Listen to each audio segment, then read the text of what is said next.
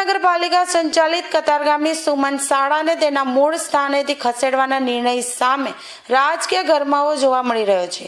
Ward number 7માં આવેલી આ શાળાને વોર્ડ નંબર 8માં ખસેડવામાં આવતા આમ આદમી પાર્ટીના કોર્પોરેટરોએ ભારે વિરોધ નોંધાવ્યો છે અને છેલ્લા 2 દિવસથી સ્ટેન્ડિંગ કમિટીના ચેરમેનની ઓફિસ બહાર ધરણા પર બેઠા છે।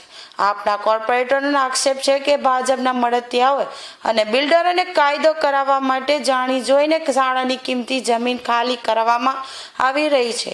નવાઈની વાત એ છે કે આ પ્રોજેક્ટનો વર્ક ઓર્ડર અપાઈ ગયા બાદ અચાનક સ્થળ બદલવાનો નિર્ણય લેવામાં આવ્યો છે, જેનાથી ભ્રષ્ટાચારની શંકા વધુ પ્રબળ બની છે। આ વિવાદમાં માત્ર વિપક્ષ જ નહીં પરંતુ શાસક પક્ષ ભાજપના જ કેટલાક કોર્પોરેટરે પણ નારાજગી વ્યક્ત કરી છે। ભાજપના જ એક કોર્પોરેટરે આ નિર્ણય વિરુદ્ધ મુખ્યમંત્રીને પત્ર લખીને રજૂઆત કરી હતી।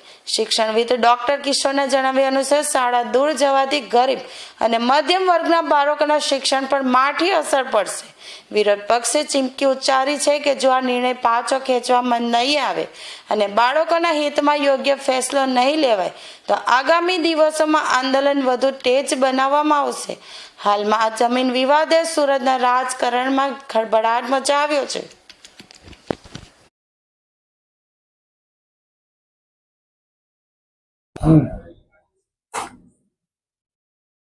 બોલીએ સાહેબ, શું નિર્ણય લેવામાં આવ્યો, કઈ રીતના વિવાદ છેડાયો હતો?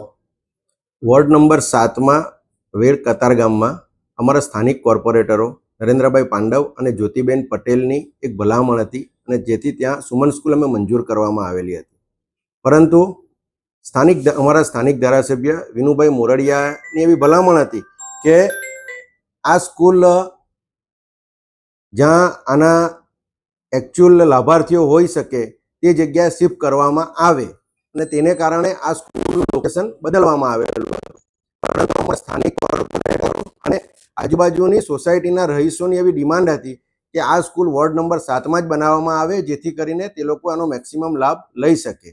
એને કારણે હાલ પૂરતું આજે અમે આ દરખાસ્ત પર બ્રેક મારીએ છીએ અને જે નવા સ્થળે બાંધકામ શરૂ થયેલું હતું તેને તાત્કાલિક અસરથી અટકાવી દેવાની સૂચના અપાઈ ગઈ છે। એમાં બાંધકામ થઈ ગયું છે, એના રૂપિયા કોણ ભરશે હવે? એના માટે આપણે તપાસના આદેશ આપ્યા છે અને એ આગળની કાર્યવાહી અમે એ રીતે કરીશું। મંજૂરી કઈ તમને કઈ ખ્યાલ છે? હું તમને એ જ કહું છું કે સ્થાયી સમિતિમાં આજે દરખાસ્ત આવી છે અને અમને પણ મીડિયાના માધ્યમથી જ જાણ થઈ છે કે ભાઈ ત્યાં સ્થળ પર કામકાજ શરૂ થઈ ગયું છે, એટલે અમે તાત્કાલિક કામ અટકાવવાની સૂચના આપી છે અને જવાબદાર સામે પગલાં લેવાની સૂચના અપાઈ છે।